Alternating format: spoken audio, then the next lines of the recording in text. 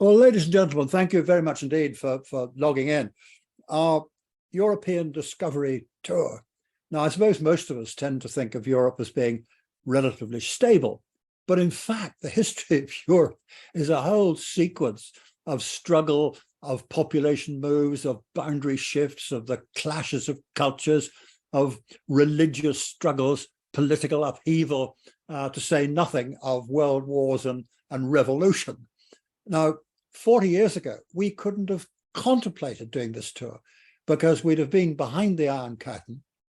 All the countries that we're going to travel through, with the exception of Austria, had communist governments. They were behind the Iron Curtain. They were members of the Warsaw Pact, which was an anti-Western military alliance dominated by the Soviet Union. However, now, of course, we can travel, and there is much to talk about as we wend our way from Budapest to Vienna on the wonderful Golden Eagle.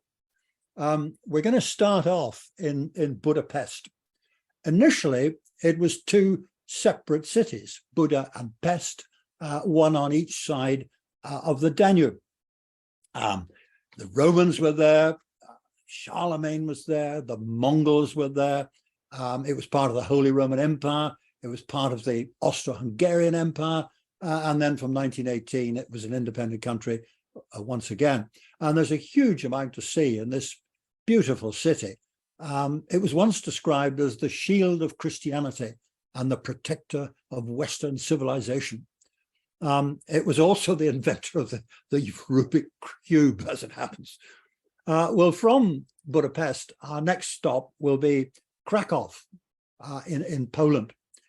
Krakow actually is a lovely little city, but one of the visits we shall make is to, I think, probably one of the saddest mementos, if that's the right word, of the 20th century.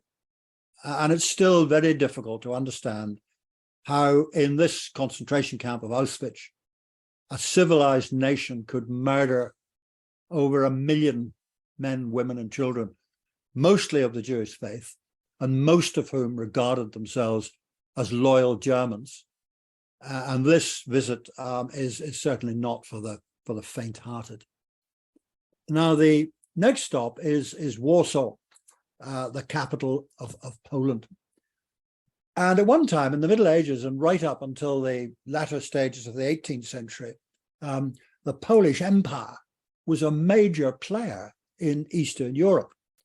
And if I put it onto a modern map, you can see that the Polish Empire consisted not just of Poland, but half of Estonia, all of Latvia, all of Lithuania, what is now Belarus, part of what is now Russia, most of what is now the Ukraine, and some of Moldova. And it was a major military and political player. And in one of the many skirmishes that the Polish Empire had with its powerful neighbors, Russia, Austria, and Prussia, in 1686, rather, the Polish Empire ceded to Russia a slice over here on the east of what is now Ukraine. And in the way the Russians dealt with any new territories was that they settled it with Russians, and their policy was that in the border areas were always to be settled with their own people for obvious reasons. And so the Russians settled that sliver of land with Russians. Now, eventually that piece of land went back to Ukraine, but it is the area of the Donbass. And it's there that the most of the population are Russian speaking. Now, because they speak Russian doesn't mean they want to be Russian, but it is an indication how things that happened a very long time ago still affect what is going on today. Well, eventually, the three other great powers, Russia, Austria, Prussia, decided that the Polish Empire was just too much of a threat. And between 1792 and 1795, they divided the Polish Empire. They defeated the Polish Empire, and they divided it up between them, between Russia, Austria, and Prussia. And Poland ceased to exist. There was no Poland for 123 years until eventually Poland itself, not the Polish Empire, but Poland was reconstituted after the First World War. And the extraordinary thing is that in all those years, those 123 years when there was no Poland, the Poles managed to retain their language, their culture, and their religion. They are a remarkable people. Well, the next stop after Warsaw, also in Poland, will be Gdansk or Danzig. And that's where the first shots of the Second World War were fired. Now, after Poland was reconstituted after the First World War, initially she would have no access to the sea. So to give her access to the sea, she was given the Polish corridor, which is this strip of land up here. Now, the problem with that is that it cut through German Pomerania and it cut East Prussia off from the rest of Germany. So it would always have been a sticking point. It wouldn't have mattered what sort of government was in Germany. It would always have been a casus belli. Now, you'll remember that in March 1939, when the Germans occupied the whole of Czechoslovakia, and it became obvious that Hitler's aims went far beyond getting all Germans into his Reich. There was more to it than that. When they occupied the whole of Czechoslovakia, the British thought that Poland might become the next victim, and they issued a guarantee to Poland, and it was a guarantee of Polish independence. And what they said was, if Polish independence is threatened, Britain will do the utmost in its power to preserve Polish independence.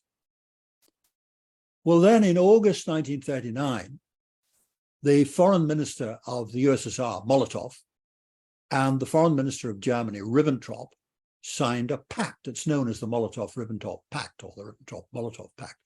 And what that pact, effectively a treaty, said, it had a number of open clauses which were published and known to everybody.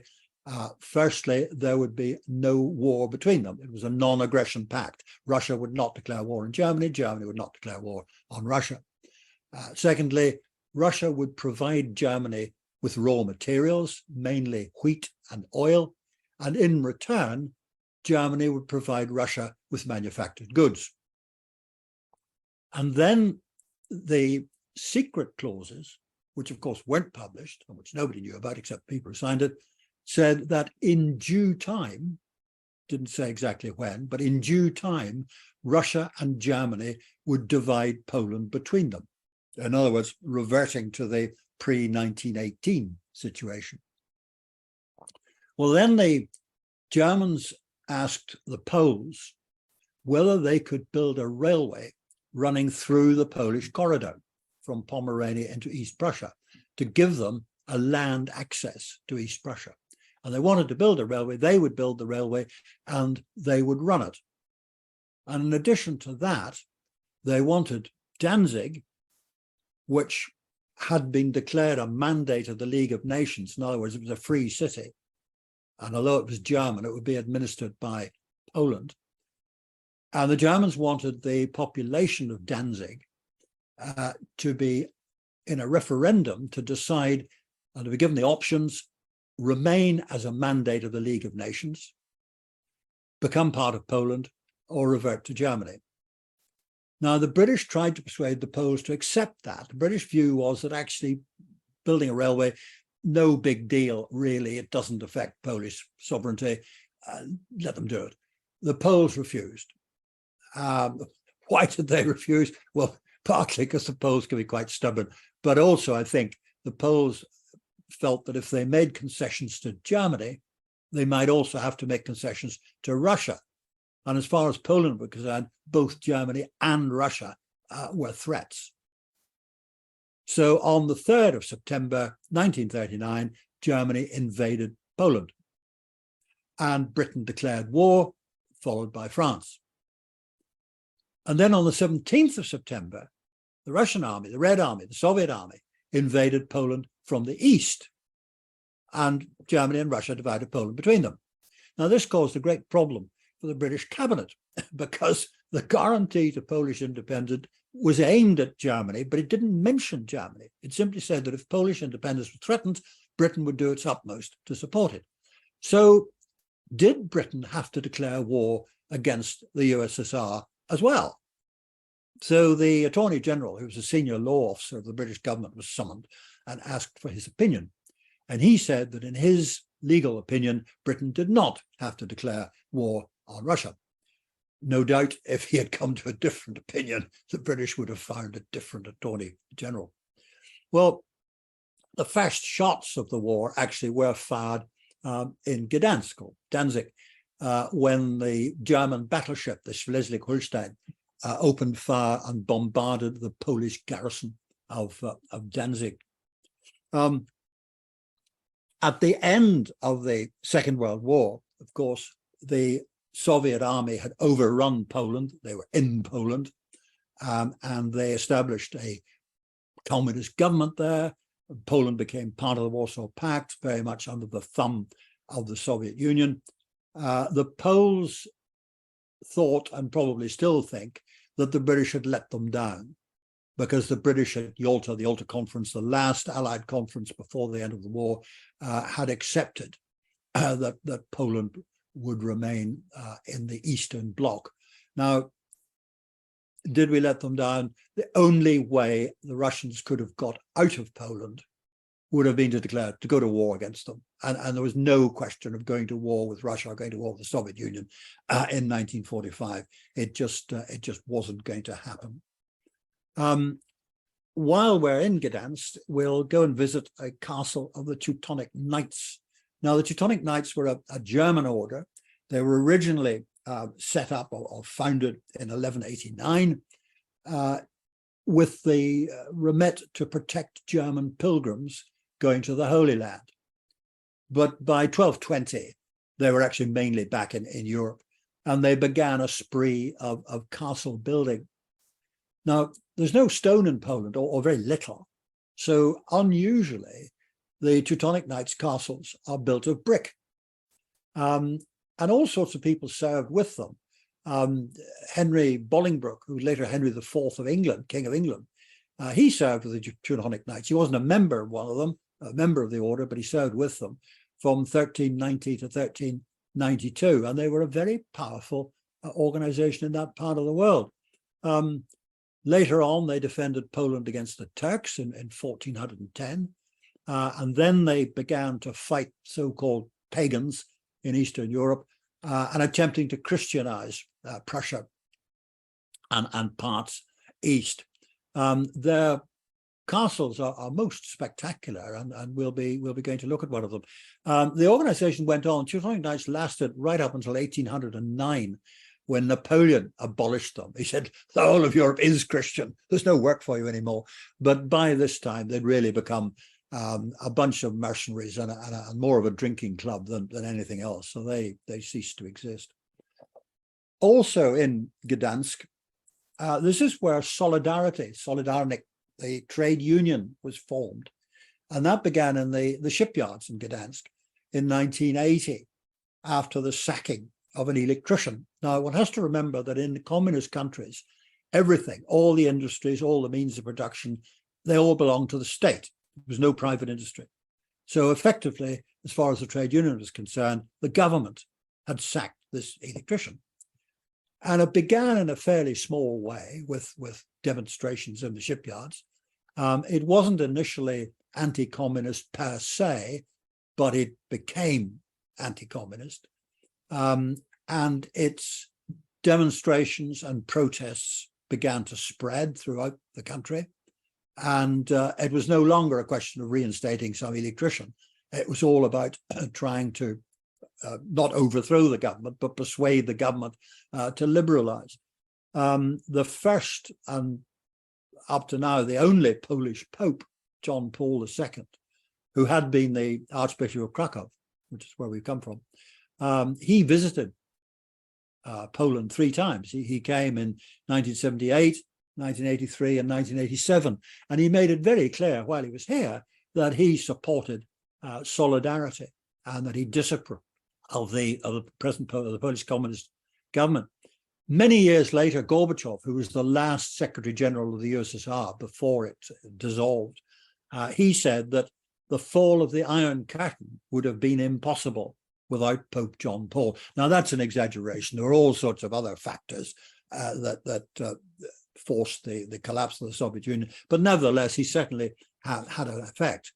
And by 1988, public protests had got so widespread that the communist government had to allow the very first democratic election, and Solidarity won in a landslide.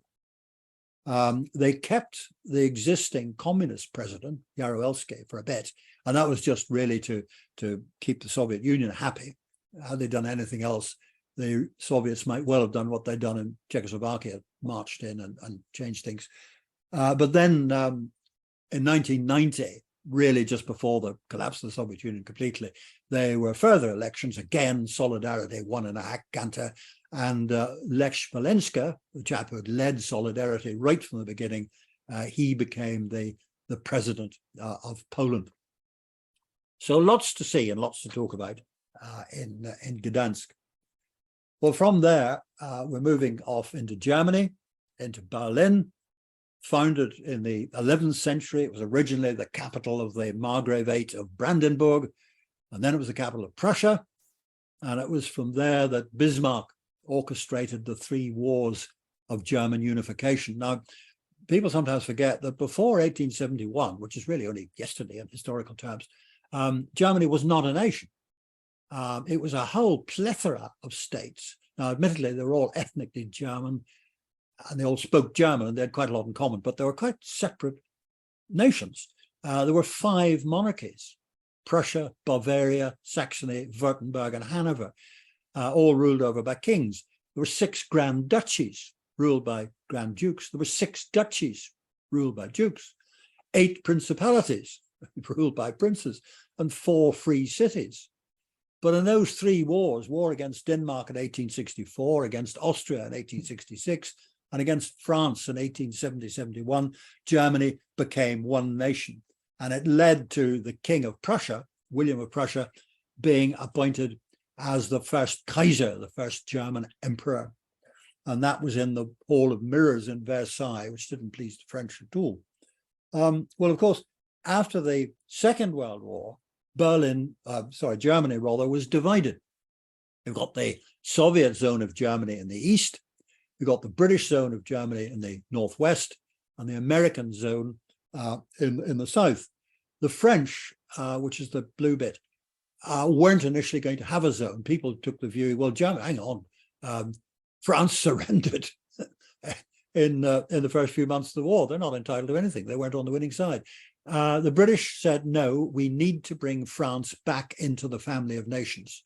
And they wanted a strong France as a buffer against a resurgent Germany, if Germany should ever try it again. So part of the British zone and part of the American zone was in fact given to the French. And that was the case right up until really the collapse of the Soviet Union, the fall of the Berlin Wall. Berlin itself, the capital, was 110 miles inside East Germany, communist East Germany.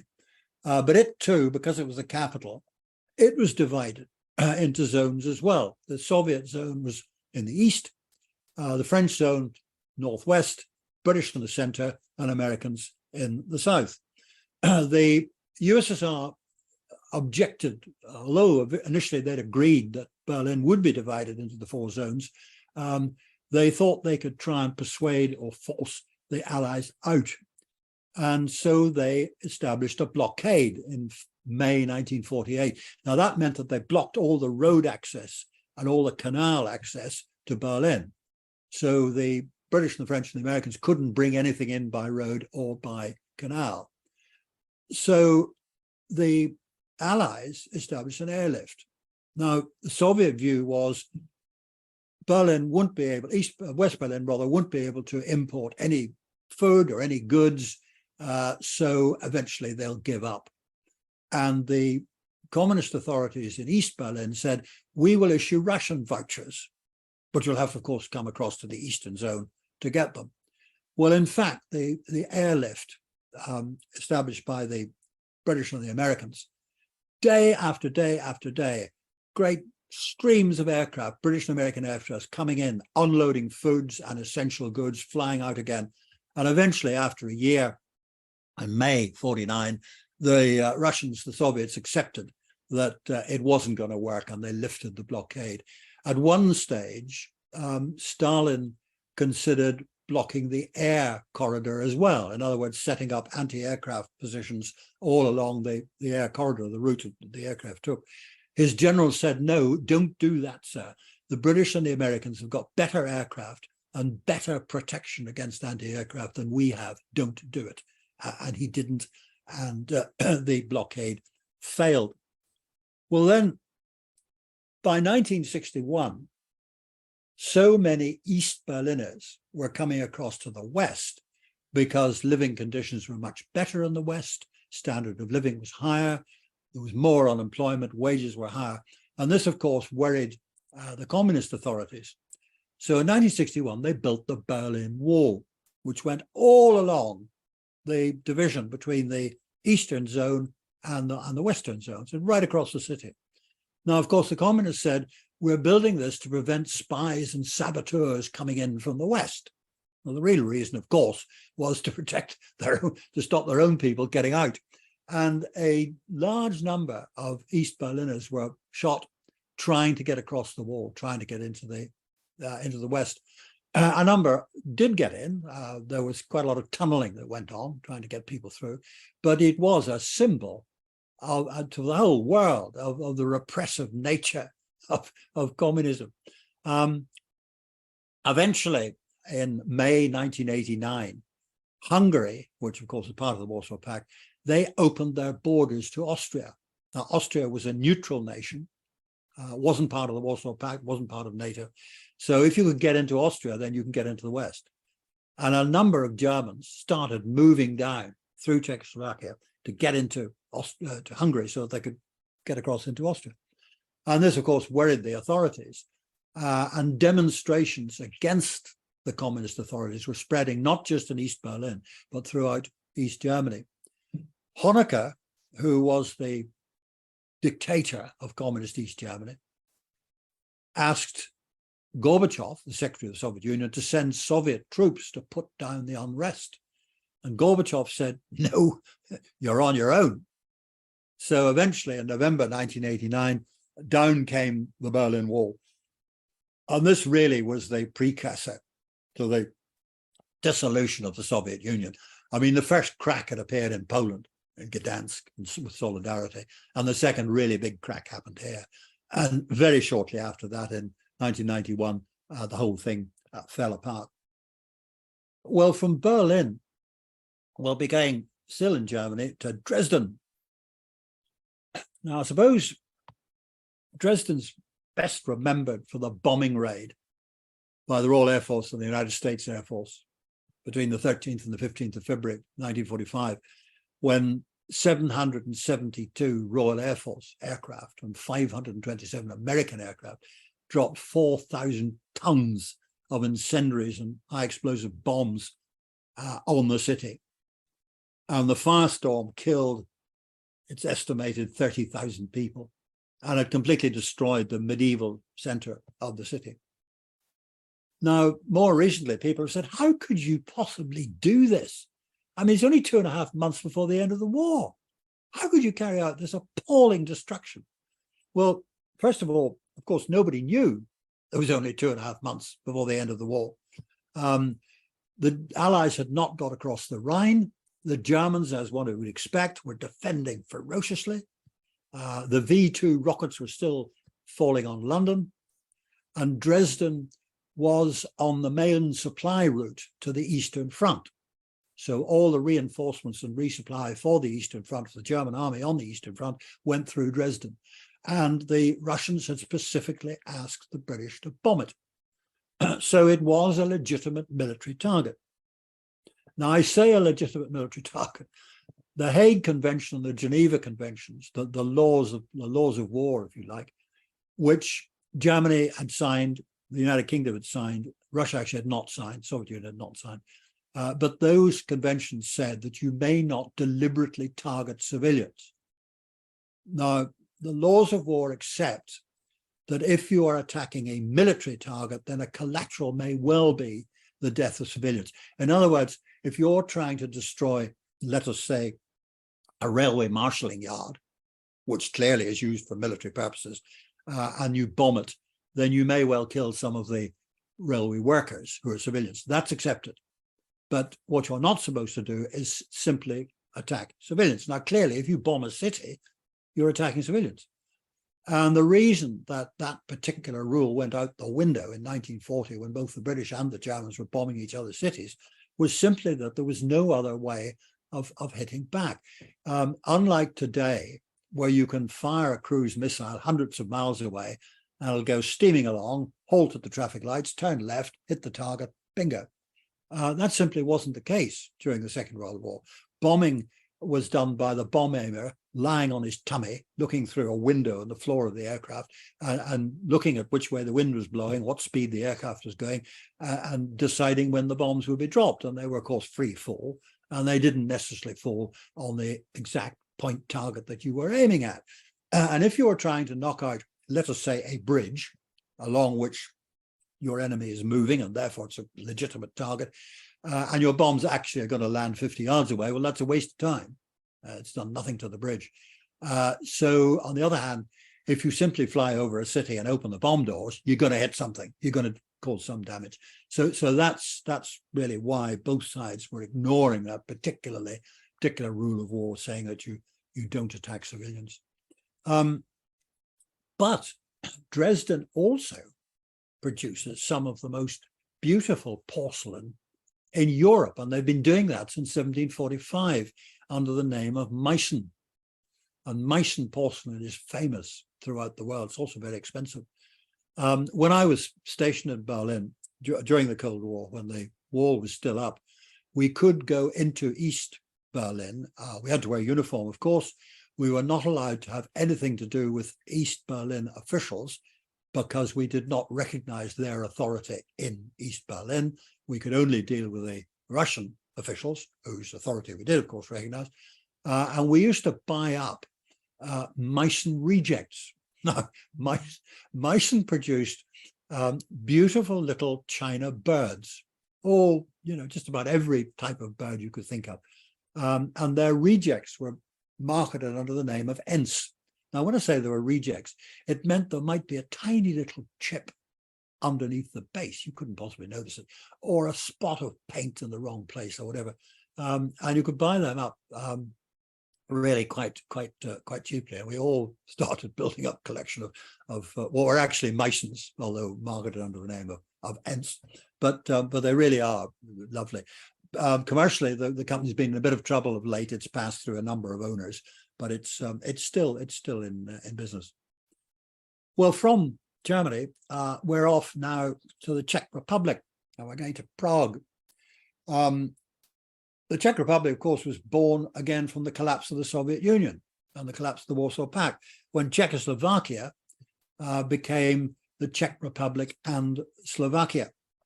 At one time, Prague was the capital of Bohemia. It was known as the City of Spires, and this is St. Vitus's Cathedral. There'd been a religious site there from the 9th century, but this particular Gothic cathedral, they started building it in 1344. And it took quite a long time to finish it, because it, in fact, took them 600 years, because the last stone wasn't laid until 1929. Nevertheless, it's a beautiful cathedral. The city's actually dominated by Prague Castle. Now, this was built in the 9th century. It was the seat of the kings of Bohemia. It was the seat of Holy Roman emperors. It was then the residence of the presidents of Czechoslovakia. It's now the official residence of the president of the Czech Republic. Now, during the Second World War, it was the headquarters of the German acting protector of Bohemia and Moravia, which is what they called the bit of Czechoslovakia that they'd occupied. And that was a chap called Obergruppenführer Reinhard. Now, that's the equivalent of full general, Reinhard Heydrich. He was mortally wounded on the 27th of May, 1942, in Prague on his way to the castle by a group of Czechoslovaks who'd been trained in England by the British Special Operations Executive, and they'd been parachuted into Czechoslovakia.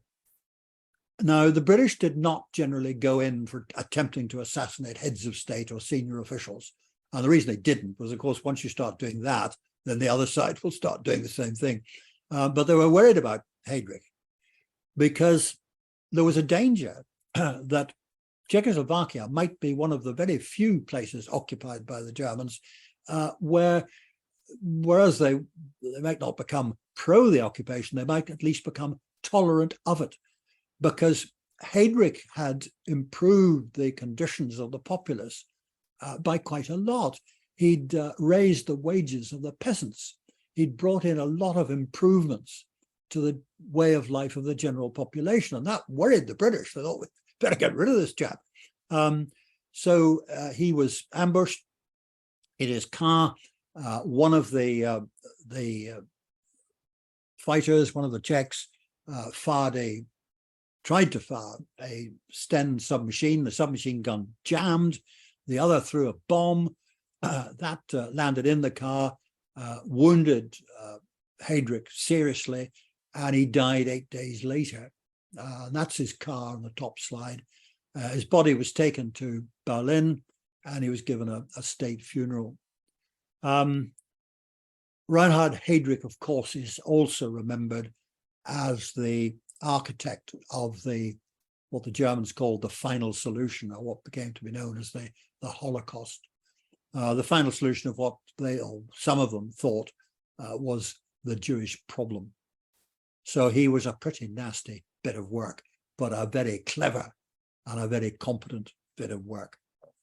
Well, we're still in Austria for our next station, and we'll be going to Salzburg, which was originally, of course, a Roman settlement.